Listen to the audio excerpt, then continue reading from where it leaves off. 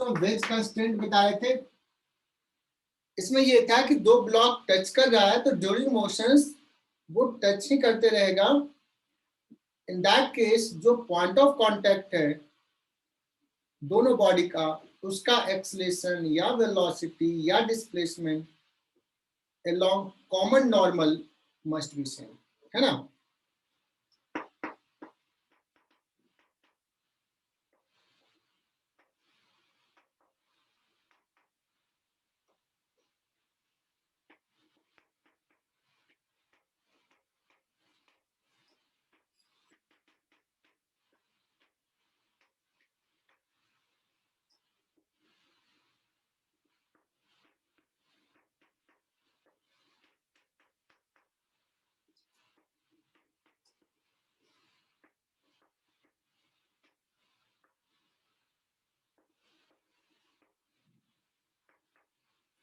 ये बच्चों हमने समझाया था। तो एक सवाल ले रहा हूं जो इरोडोव का सवाल है।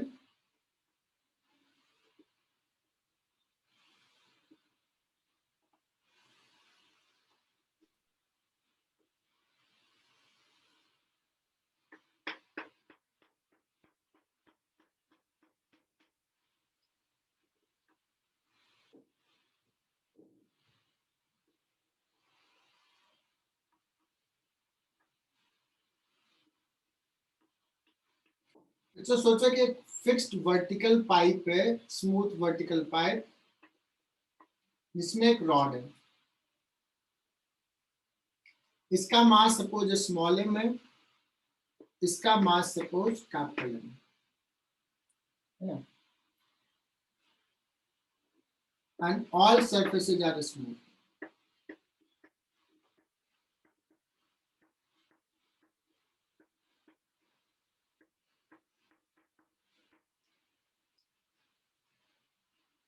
बच्चों यहाँ पे देखना कंस्ट्रेंट क्या है। This rod is constraint to move in this direction, vertical direction में मूव कर सकता है। This wedge is constraint to move only in x direction, so that it has acceleration a2, और ये एंगल है थीटा। अब बच्चों दोनों के एक्सेलेरेशन में रिलेशन लिखना है। देखना ये रॉड के पॉइंट का एक्सेलेरेशन, देखो इस पॉइंट का, रॉड का पॉइंट थोड़ा सा ऊपर बनाया है ना।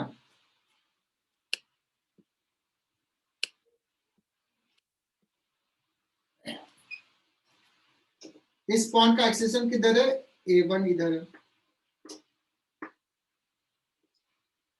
और वेज के इस पॉइंट का एक्सेलेरेशन किधर है, a2 इधर है।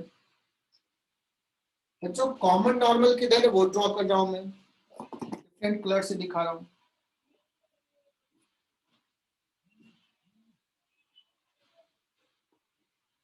This is common normal, this angle is theta, this angle is theta. So क्या रिलेशन आ जाएगा, इसका a1 cos थीटा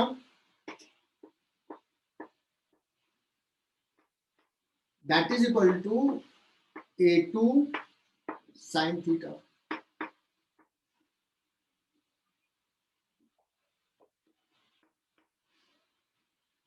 क्या ये कंसेप्ट क्लियर सबको? बिकॉज ड्यूरिंग मोशंस ये इसको टच कर रहा है तो ये कंडीशन होगा।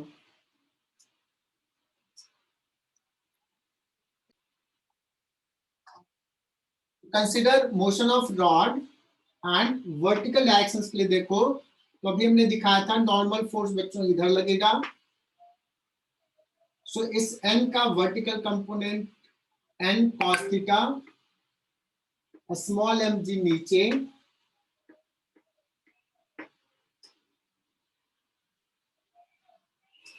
This is equal to small m, और इसका एक्सेशन हमने माना है a1, ये हो गया a1। दिस इज इक्वेशन 1, या 1 इसको मान लिया तो इसको 2 मान लेता हूं, 2। बच्चों कैपिटल एम के लिए कंसीडर कौन सा डायरेक्शन देखूं बच्चों इसका, हॉरिजॉन्टल। हॉरिजॉन्टल। बहुत बढ़िया, हॉरिजॉन्टल डायरेक्शन। देखो तो इसमें कौन सा फोर्स लग रहा है हॉरिजॉन्टल डायरेक्शन में? और सर इस पे तो एम इधर, normal force. Normal. Capital M G इधर लग रहा है और यहां से एन डैश ऊपर लग रहा है, एन डैश को अलग होगा। हॉरिजॉन्टल डायरेक्शन सिर्फ एन का कंपोनेंट है। और स्वानंद पाटिल, एन का कौन सा कंपोनेंट है, कॉस या sine? Sir sine. Sine. So we will write n sine theta, that is equal to capital M A2. This is equation 3. बच्चों देखो कितने unknowns हैं. How many unknowns are there? N, A1, A2. 3 unknowns. अगर तुमने सिर्फ ये दो लिखा था तो तुम एक मिस कर रहे हो, और वो कौन सा मिस करो ये, बट अभी हमने ऑलरेडी सिखा दिया था ये। तो 3 इक्वेशंस, 3 अननोन सॉल्व हो जाएगा बच्चों।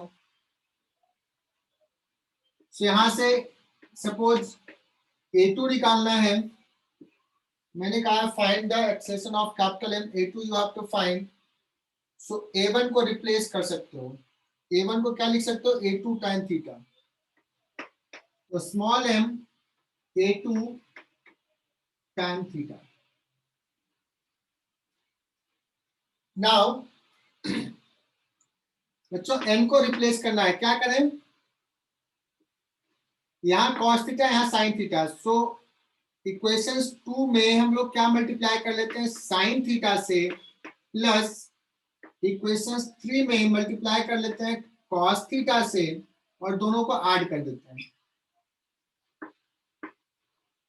ये स्मार्टनेस दिखाना पड़ेगा बच्चों, तो ये दोनों कैंसिल हो जाएगा।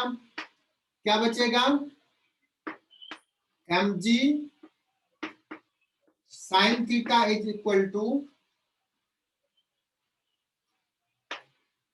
Small m tan theta into sine theta. Sine theta से मल्टीप्लाई किया है, यहाँ पे plus capital M cos theta, और A2 आ गया common. So A2 will be small mg sin theta upon small m। इसको थोड़ा अरेंज करके मैं लिखता हूं, देखते हैं तुम लोग समझ पाते हो कि नहीं। Sine square theta plus capital M cos square theta और साइन थीटा cos थीटा। क्या बच्चों ये अरेंज करके लिख सकते हैं ऐसे?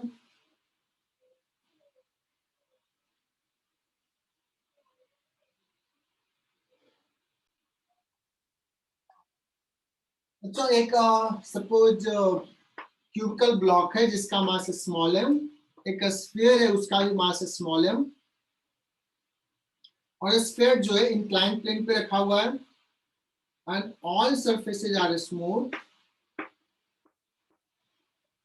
फ्रिक्शन नहीं है बच्चों, अभी तक फ्रिक्शन हम लोगों ने पढ़ा नहीं है। Find acceleration of the block and the sphere.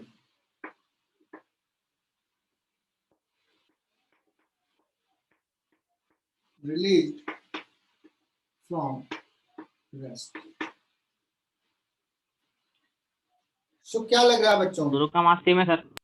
Yes, दोनों का मास सेम है।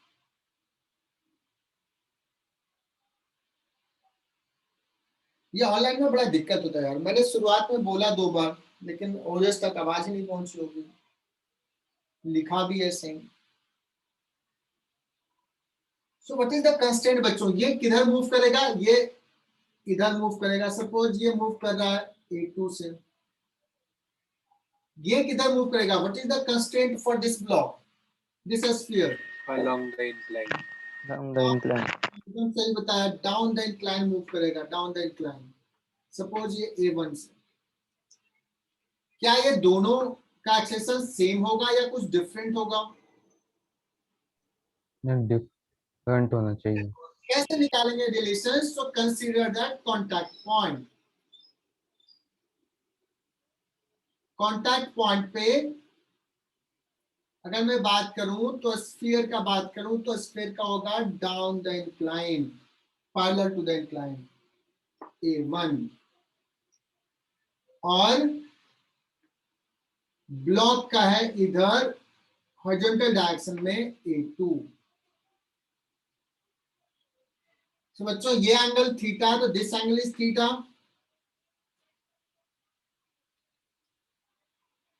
और हिमांशु सेल के बताएगा what is the relation between A1 A2।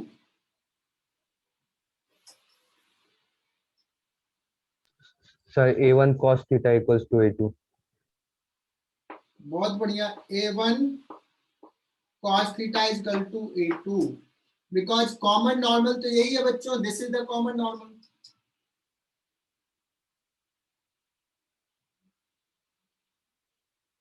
Okay,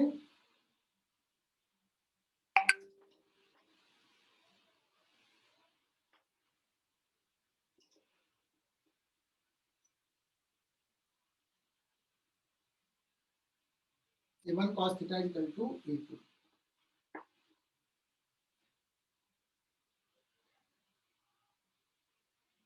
पहले मैंने कंस्टेंट लिख लिया, बाकी इक्वेशंस लिखना। तो लेट्स बच्चों मैं अगर एफबीडी ड्रॉ करूं, कैपिटल एम का, सॉरी ब्लॉक का, जिस पे एक एन लग रहा है इधर,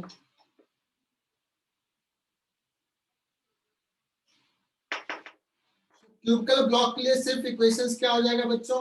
n is equal to,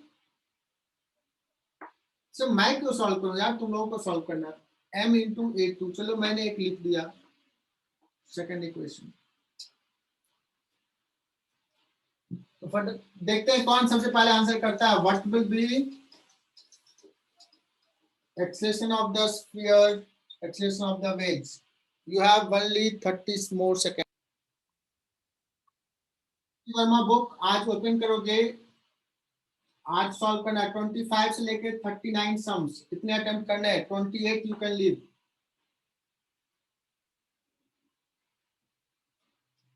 sir उनके पहले के कोई भी अटेम्प्ट नहीं करने का? और पहले का नहीं किया है क्या? नहीं सर। ठीक है, कोई बात नहीं, पहले का छोड़ सकते हो, अभी यहाँ से स्टार्ट करते हैं। सर क्वेश्चंस क्या थे, वापस बता सकते हो क्या?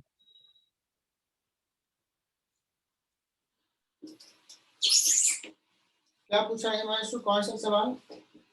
सर क्वेश्चंस कौन से थे, वापस बता सकते हो क्या? 25 टू 39, 28 का लीव कर सकते हो, छोड़ सकते हो। Thank you sir.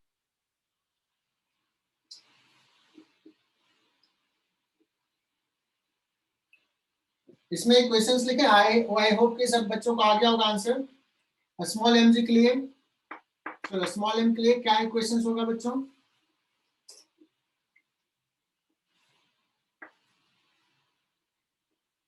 तो इस पे mg का फोर्स इधर लग रहा है और n इधर लग रहा है, n इधर ना, इस तरह, ठीक है।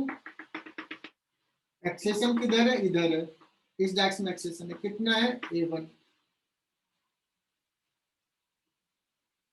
सो क्या हो जाएगा बच्चों? ये एंगल है theta, this angle is also theta, so mg sin theta minus n cos theta, that is equal to a small m into A2, sorry A1 माना। तो दिस इज थर्ड। आगे मैं सॉल्व करूं? मुझे नहीं लग रहा जरूरत है।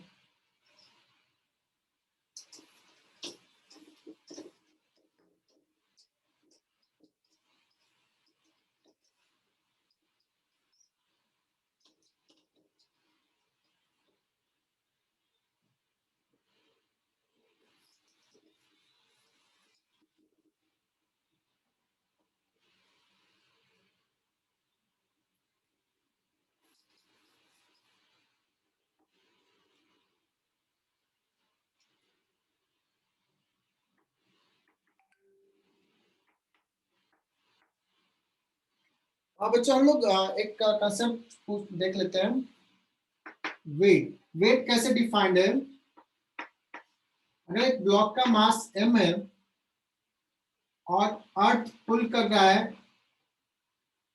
फोर्स mg से, है ना, तो जो फोर्स से अर्थ पुल कर रहा है उसी को हम लोग बोलते हैं वेट ऑफ द बॉडी। तो मास और वेट में डिफरेंस समझ लो। आई बात समझ में? हालांकि कभी कभी हम लोग मास को वेट बोल देते हैं या वेट को मास बोल देते हैं, बट एक्चुअली में मास हो गया बच्चों m, जैसे 2 kg इज मास, और 2 kg पे कितना फोर्स लगा रहा है अर्थ, वो लगा रहा है 2 into g, that is equal to 20 newton. So mass का यूनिट kg, वेट का यूनिट न्यूटन। यहां तक सवाल क्लियर, मतलब कंसेप्ट क्लियर? बच्चों यस का सर। कि तुम्हें ना अपना वेट मेजर करना है, तो क्या करते हो?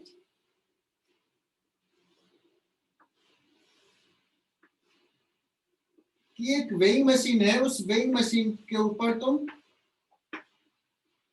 खड़े हो जाते हो और वेइंग मशीन कुछ मार्किंग शो करता है। मार्किंग जो होता है उस पर कैलिब्रेशन किया रहता है और वो दिखाता है एक सर्टेन केजी। तो एक्चुअली वो दिखाता है केजी में, बट वो मेजर एग्जैक्टली वो न्यूटन में कर रहा है। सपोज वो 10 न्यूटन के लिए जितना डिफ्लेक्शन है, तो उस पॉइंट को लिख दिया है 1 केजी। तो तुम वेइंग मशीन पे जब खड़े होते हो बच्चों, तो अगर तुम्हारा वो,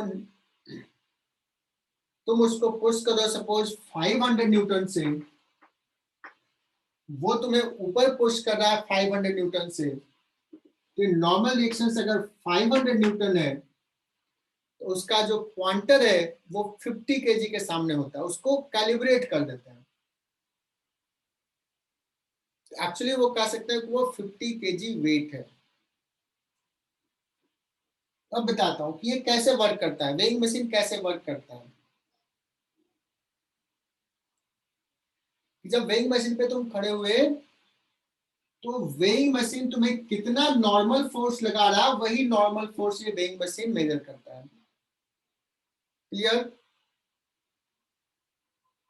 जो नॉर्मल यस सर। है वही बताता है वो। अब मान लो कि तुम यहाँ पे खड़े हो और तुम्हारे दोस्त ने तुम्हारे कंधे पे अपना हाथ रख दिया, थोड़ा प्रेस कर दिया, तो क्या देखोगे कि वेइंग मशीन का वेट बाय वेट ज्यादा शो कर रहा है ना। तुम्हारे दोस्त ने तुम्हारे ऊपर ऐसे हाथ रख दिया, तो वेइंग मशीन का वेट सोन जो है वो इंक्रीज हो जाएगा। तो कहेंगे बच्चों कि तुम्हारा वेट एक्चुअली में बढ़ा नहीं है। वेट तो अर्थ जो पुल कर रहा है वो उतना ही से पुल कर रहा है। अपरेंट वेट इंक्रीज हो गया, तुम्हें लगा कि वेइंग मशीन ज्यादा वेट शो कर रहा है। क्यों? क्योंकि किसी ने प्रेस कर दिया, नॉर्मल रिएक्शंस बढ़ गया। इसको बोलते हैं बच्चों अपरेंट वेट, है ना। अगर सपोज कि तुम एक ही पैर वेइंग मशीन पे रखो और एक पैर जमीन पे ही रख लिए, तो तुम्हारा जो mg नीचे लग रहा था, तुम जो पुश कर रहे थे वो पूरा नॉर्मल रिएक्शंस वेइंग मशीन वाला नहीं लगा रहा, दूसरे पैर पे भी नॉर्मल रिएक्शन अर्थ लगा रहा, दोनों मिला के mg के बराबर है, तो उस समय वेइंग मशीन कम शो करेगा। तो समझना वेइंग मशीन क्या मेजर कर रहा है, क्या दिखा रहा है, that is called apparent wait. तो एक्चुअल वेट और अपरेंट वेट में difference clear? Yes sir. Yes sir. Apparent wait actually में ये n जो है यही वेट है ना, और एक्चुअल वेट क्या है बच्चों, mg है एक्चुअल वेट, और n अगर रेस्ट में है तो n इक्वल टू mg है, तो एक्चुअली दिखा रहा है सही है, जो एक्चुअल वेट है वही एपरेंट वेट है। बट समझो तुम एक वेइंग मशीन पे खड़े हो और तूने क्या किया, एक रस्सी को, एक रोप लगा हुआ है ऐसे सीलिंग से है, और इस रोप को थोड़ा सा पुल करो, सो बताओ कि एपरेंट वेट क्या हो जाएगा, if you pull the rope reduce हो जाएगा। एपरेंट वेट रिड्यूस हो जाएगा।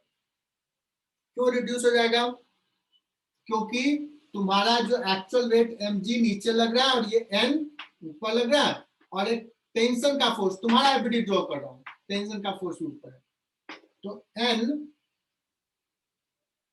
Plus t that is equal to mg है, so n is equal to हो जाएगा बच्चों mg माइनस t। बच्चों ये हो गया तुम्हारा अपरेंट वेट, अपरेंट मतलब क्या मशीन मेजर कर रहा है, mg हो गया एक्चुअल वेट। तो आई होप कि हमने एग्जांपल दिया और ये समझ में आ गया। मैं अब आगे बढ़ता हूं।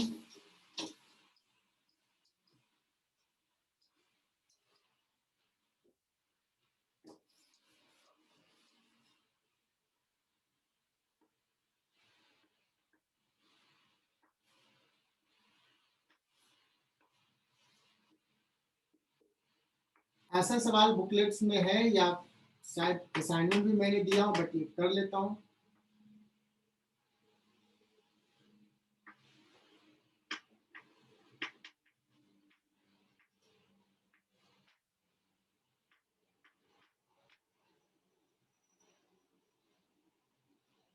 समझना बच्चों, इसको एकदम अच्छे से समझना। एक सपोज एक मैन है जिसका मास है 50 केजी, और एक बॉक्स है जिसका सपोज ले लेते हैं 20 केजी। एकदम सारे बच्चे ध्यान से सुनना। अब क्या किया, ये मैन ऐसे पुली के थ्रू हैंग कर रहा है, एक स्ट्रिंग लगा दिया जो बॉक्स से कनेक्टेड है, और उसके हाथ तक पहुंच रहा है दूसरा एंड। ये इसको पकड़ करके अभी अपने आप को इक्विलिब्रियम में रखे हुए, सिस्टम इज इन इक्विलिब्रियम। और ये बच्चों वेइंग मशीन है।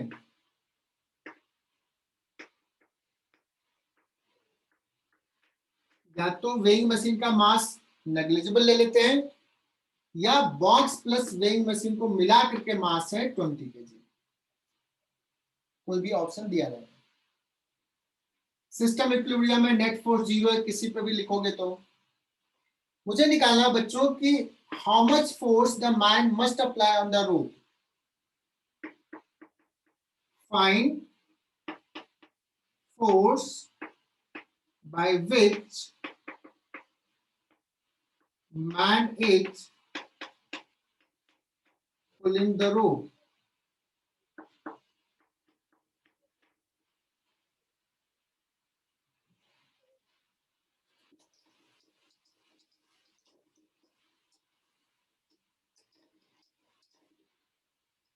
बच्चों इसमें मैन का एबिलिटी ड्रॉ करना सही रहेगा, या मैं इसको सिस्टम ले लूं। अब समझो सिस्टम लेने का फायदा, if we take this as a system,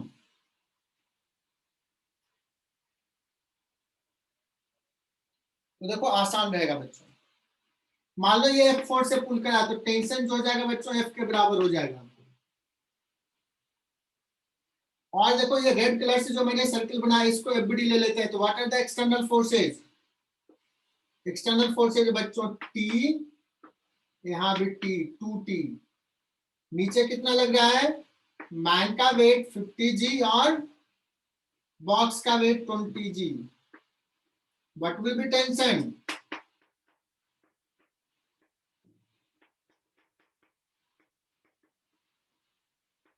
बच्चों यहाँ तक क्लियर। Yes, sir. ये सबको आता है 350 न्यूटन, सब एवरीवन विल बी कंफर्टेबल कि यस सर। बट सवाल दूसरा सवाल है, सेकंड सवाल, फाइंड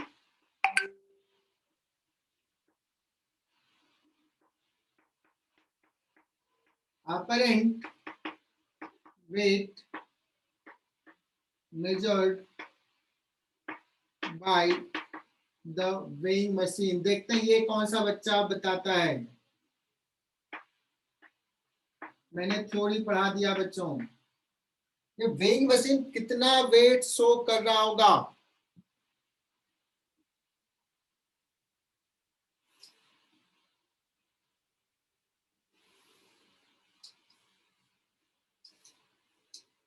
किसका एफबीडी ड्रॉ करें तो वेइंग मशीन का वेट शो निकल जाएगा।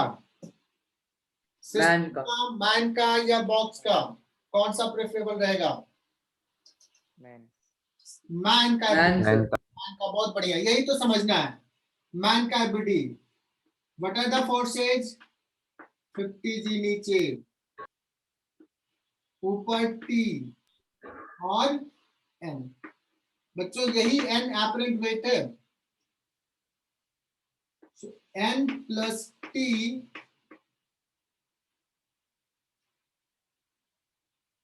that is equal to 50 G 500। so n is equal to आ जाएगा,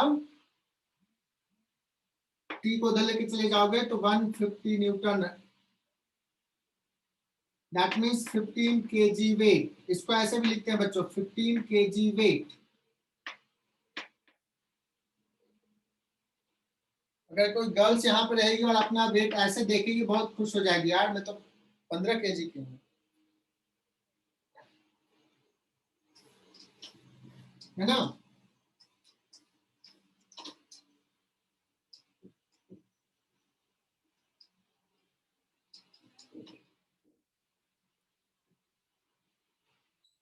बच्चों क्या करता है, इसको दिखा कि यार मैं 15 kg मेरा वेट दिखा रहा है, तो अपना एक्चुअल वेट देखना चाहता है, और ये क्या किया, कुछ फोर्स लगाया। How much force he should apply on the rope so that weighing machine will show his actual weight?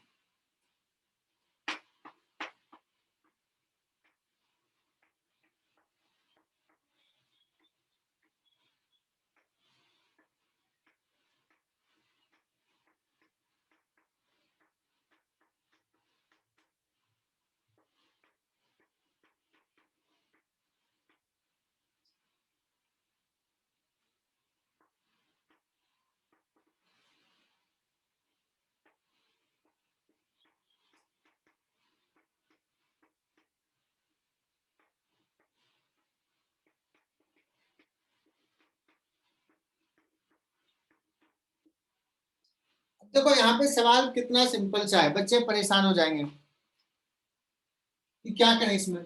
यार अगर कह रहा है कि weighing machine actual wait show कर रहा है, इसका मतलब वेइंग मशीन कितना नॉर्मल रिएक्शन लगा रहा है वो बता दिया।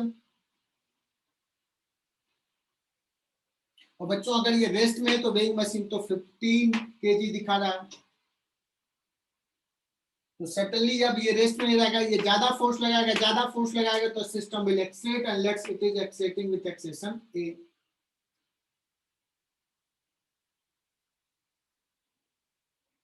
अभी एक्सेलेरेशन a से ऊपर जा रहा है। अब इसका एफबीडी ड्रॉ करते हैं बच्चों, किसका ड्रॉ करूं? मैन का ड्रॉ कर लेते हैं, मैन का ही। क्योंकि हमें नॉर्मल रिएक्शंस पता है।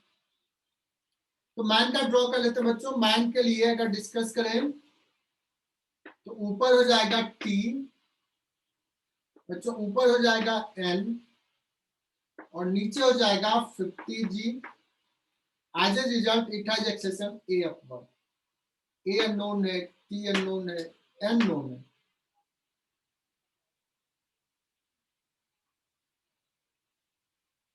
क्या इक्वेशन हो जाएगा?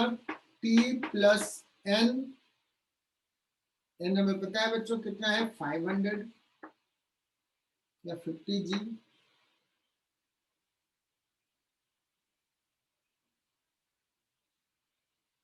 माइनस 50 जी ये वाला,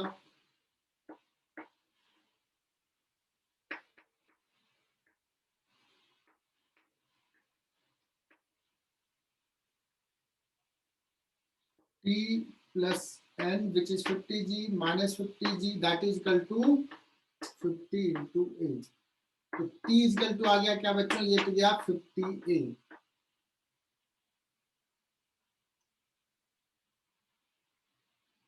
दूसरा क्या है क्वेश्चन लिखो, दूसरा क्या करता है, सिस्टम के लिए लिख लेते हैं। सिस्टम के लिए क्या आ जाएगा बच्चों, 2T ऊपर माइनस नीचे कितना है सिस्टम पे, क्योंकि ये नॉर्मल एक्शन तो चला जाएगा, इंटरनल फोर्स हो जाएगा 70G 70 into A। now you can solve for T निकालना है बच्चों, A को एलिमिनेट कर दो, निकल जाएगा। ये सवाल हमारा मेन मकसद था बच्चों कि HC वर्मा का क्वेश्चन नंबर 39 तुम लोग कर लो, 39 ना, यस।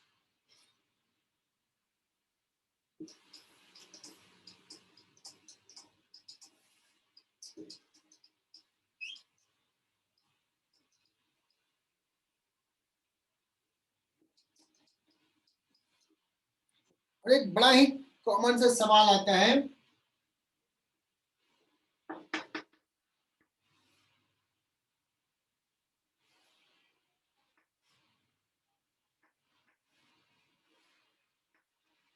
बच्चों ये स्प्रिंग बैलेंस है ना,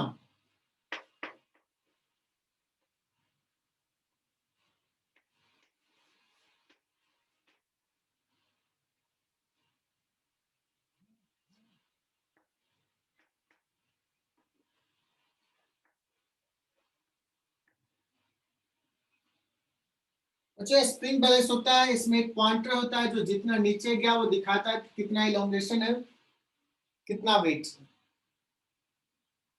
ये वेइंग मशीन है।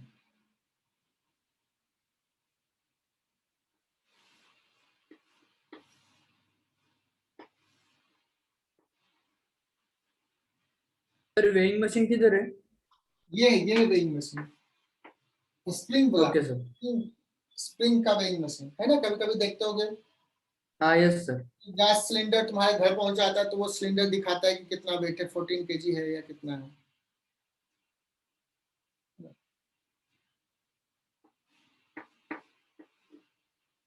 ना घर पे आजकल लोग रखते हैं क्योंकि कुछ चीजें मेजर करना होता है। बड़ा ही छोटा सा सवाल है बच्चों, लेकिन ये गलती करते हैं बच्चे, इसलिए मैं ये बता रहा हूं।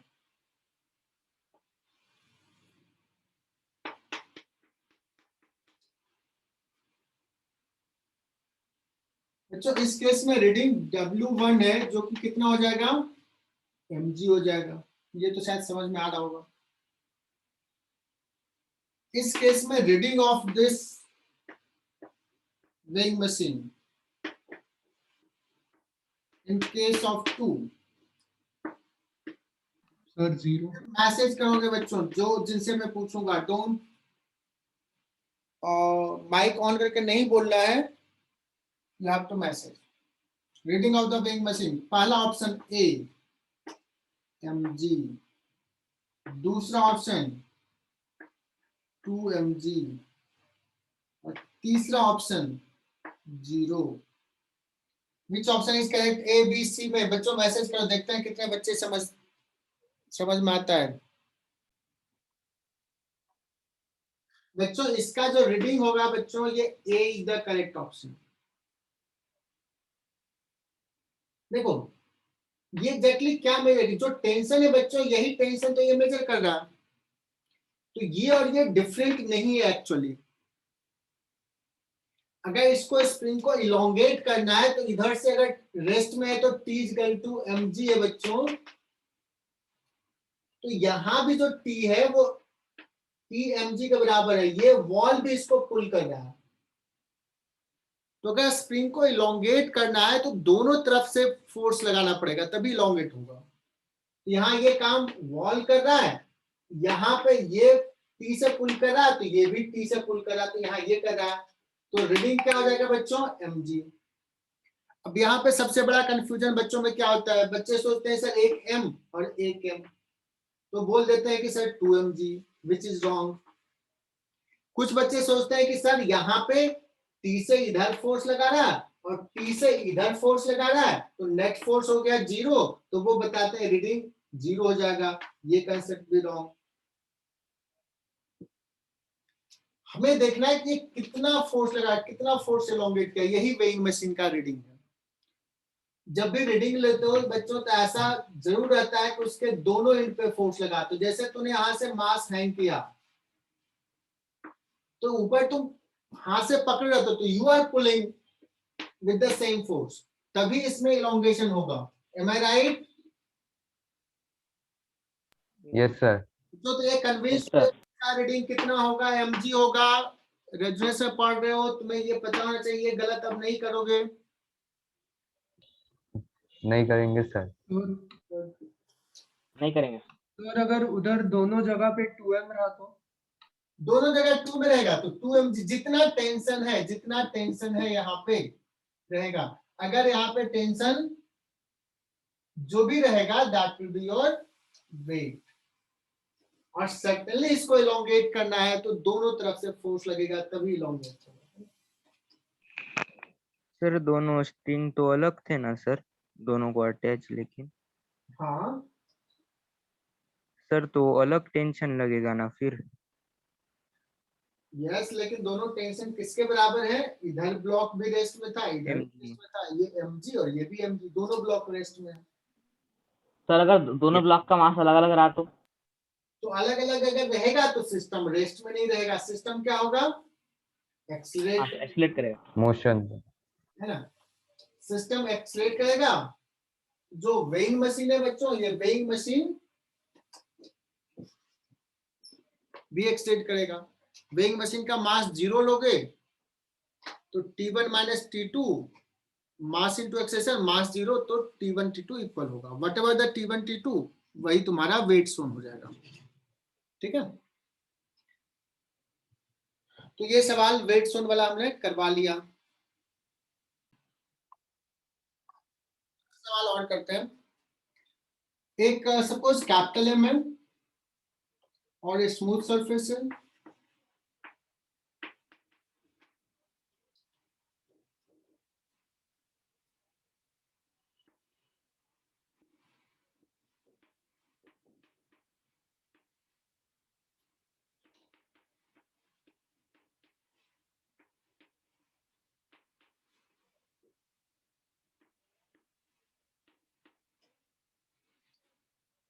system is released from rest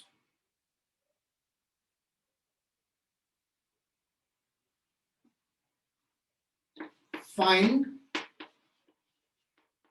f, ये f needed to keep capital M at rest। बहुत सिंपल से सवाल है बच्चों।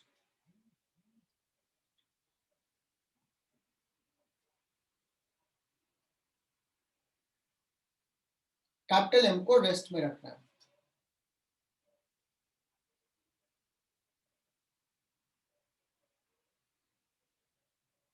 सर स्मॉल एम होगा ना? नहीं, मैं वो भी कराऊंगा। अभी हमने ये किया कि कितना फोर्स हमें लगाएं, all surfaces are smooth, mu equal to 0 है। तो कैपिटल एम रेस्ट में है और स्मॉल एम क्या होगा? एक्सीलरेट करेगा इधर। पता है इसके रेस्पेक्ट में ये किधर जाएगा? नीचे जाएगा। तो बच्चों इस पे अगर मैं फोर्स देखूं तो इस पे फोर्स कौन सा? Small M G, small M पे एम जी एंड एन। क्या होगा बच्चों? यही दो फोर्स है। इस एम जी का दो component, M G cos theta और एम जी साइन थीटा। तो इसका एक्सेशन इस डायरेक्शन में क्लियर कि कितना हो जाएगा? जी साइन थीटा। कौन एक्सेट करेगा? एम जी का कंपोनेंट। और एन बता सकते हो, एन क्या हो जाएगा? जी cos थीटा। एन जो हो जाएगा इस एम जी कॉस थीटा को बैलेंस करेगा। कौन सा? Small M G cos theta. बच्चों हमने तो पूछा कि कैपिटल एफ बताओ कि कैपिटल एफ रेस्ट में है, तो बताना किसका एफडी ड्रॉ करूं अब, कैपिटल एम का। कैपिटल एम पे एन इधर लग रहा है, N, this angle is theta. As m is at rest,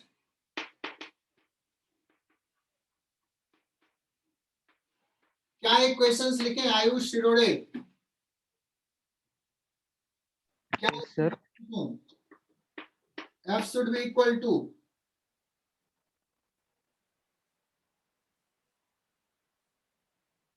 Yes, sir. F is equal to n sin theta. n sin theta, और n ऑलरेडी निकाल चुके थे बच्चों, कितना?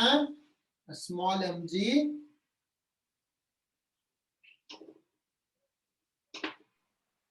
sin theta Yes, cos sir. theta.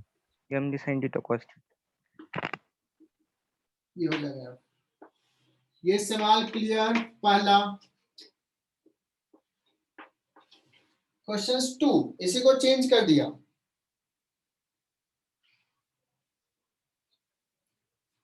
Question 2 में find F needed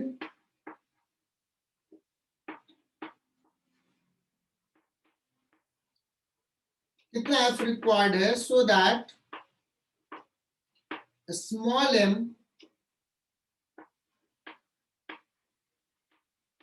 doesn't slide with respect to capital M. That means a small m will remain at rest with respect to capital M. ये दूसरा सवाल आज का।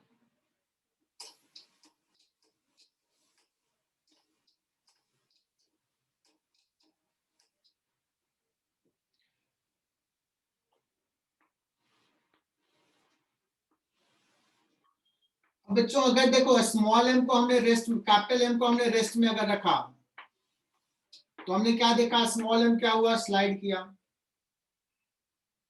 है ना। तो capital am rest में तो नहीं रहेगा। सो सपोज हमने इतना फोर्स लगाया एफ, ये क्या हो रहा है, ये एक्सलेट कर रहा है। या ऐसे भी सवाल आता है, ऐसे भी सवाल आता है बच्चों कि इसका एक्सेलेरेशन कितना है ए नॉट कैपिटल एम का, so that a small M will be at rest with respect to capital M. इसका मतलब क्या हुआ? इसका मतलब हुआ बच्चों कि स्मॉल एम का भी एक्सेलेरेशन वही होगा जो कैपिटल एम का होगा। So this implies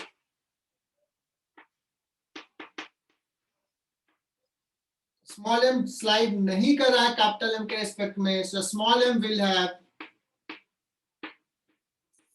same acceleration as capital M. Am I right बच्चों? Yes, sir.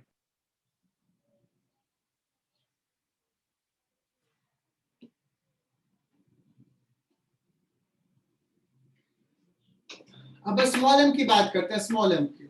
सारे बच्चे देखना, स्मॉल एम पे फोर्स कौन सा लग रहा है, एन।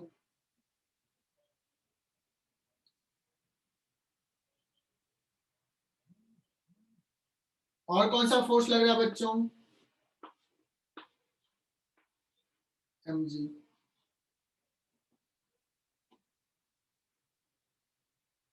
और बहुत इंपॉर्टेंट है,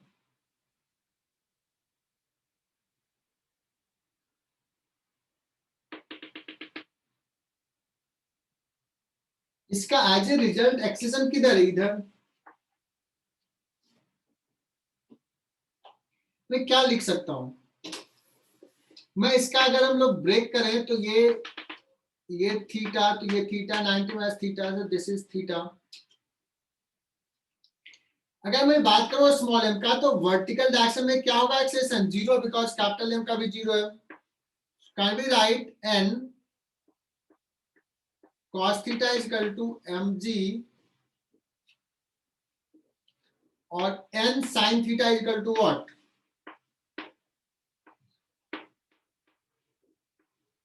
बच्चों ये समझना बहुत ही MA इम्पोर्टेंट बेसिक है। n sin theta is equal to ma naught. मुझे अगर एक्सेलेरेशन के बारे में पता करना बच्चों, एक्सेलेरेशन कितना हो a नॉट, डिवाइड कर दो, second divide by first, this by this, n चला जाएगा,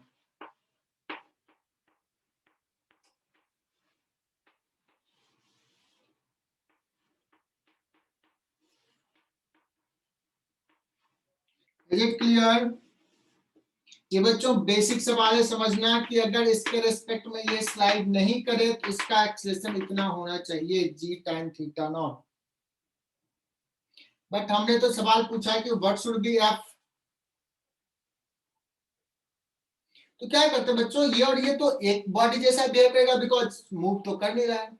इन दोनों को सिस्टम ले लिया तो इस डायरेक्शन में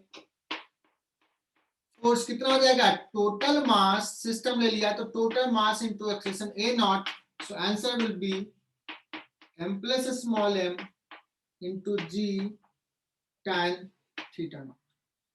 इज इट क्लियर? क्या ये सवाल 100% क्लियर कि यस सर ये होगा इसका आंसर? और ये ध्यान रखना a not is g tan theta naught कैसे लाया?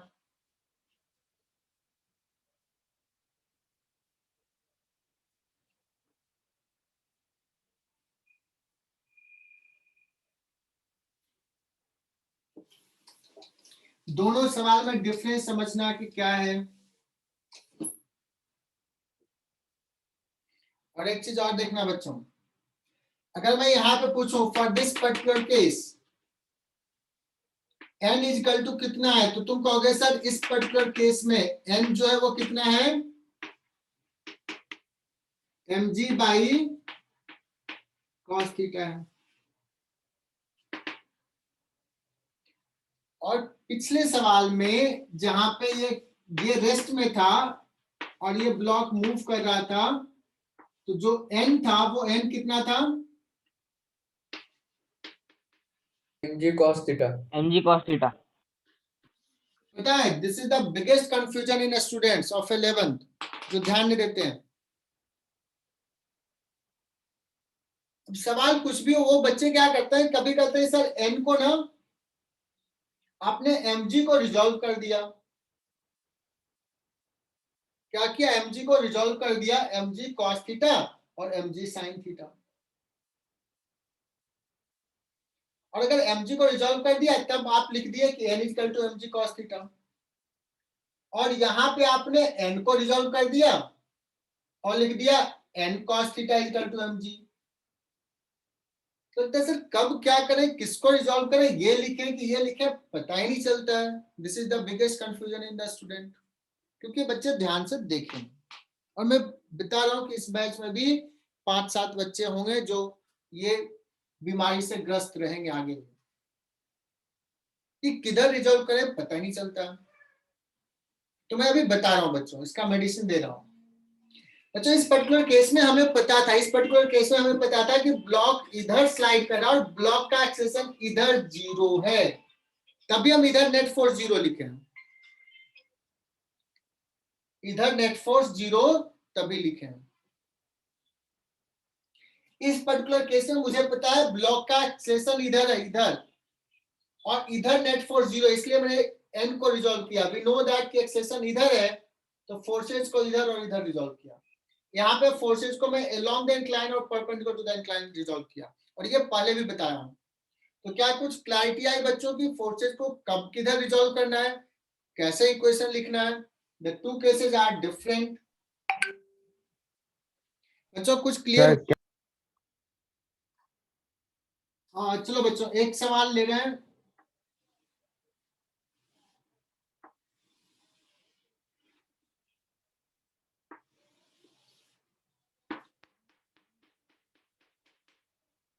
बच्चों एक सवाल ले रहे हैं जो एचसी वर्मा में है, और चूंकि तुम लोग डाउट पूछोगे तो इससे पहले मैं ही बता देता हूं।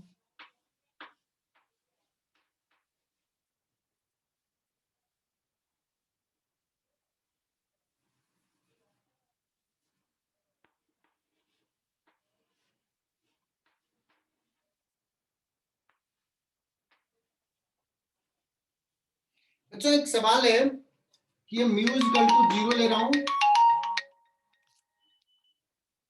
म्यू इक्वल टू 0 एंड यहां भी कोएफिशिएंट ऑफ फ्रिक्शन नहीं है.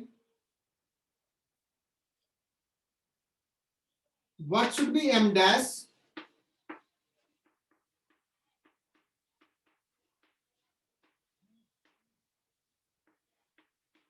So that small m remain at rest with respect to capital M. So that the small m will remain at rest with respect to capital M. बच्चों क्या ये सवाल, ये theta दिया हुआ, क्या ये पिछला जो कॉन्सेप्ट समझे हैं उसी से कुछ रिलेटेड है क्या?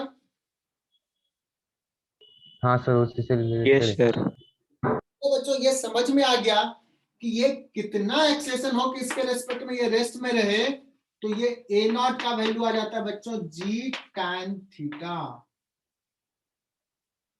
जी tan theta.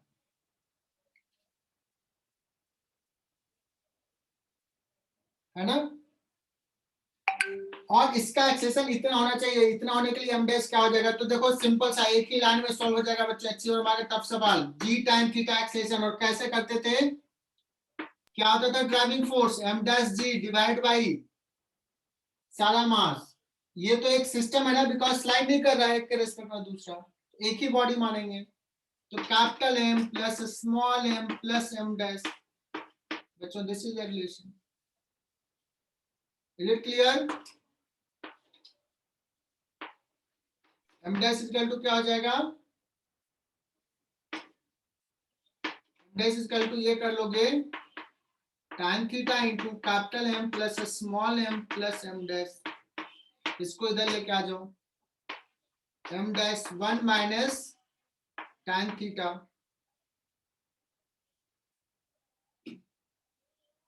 that is equal to capital M plus a small m into tan theta. Is it clear?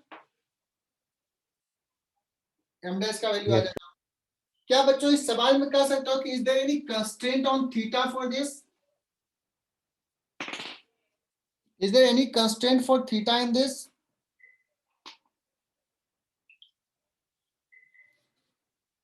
Yes sir.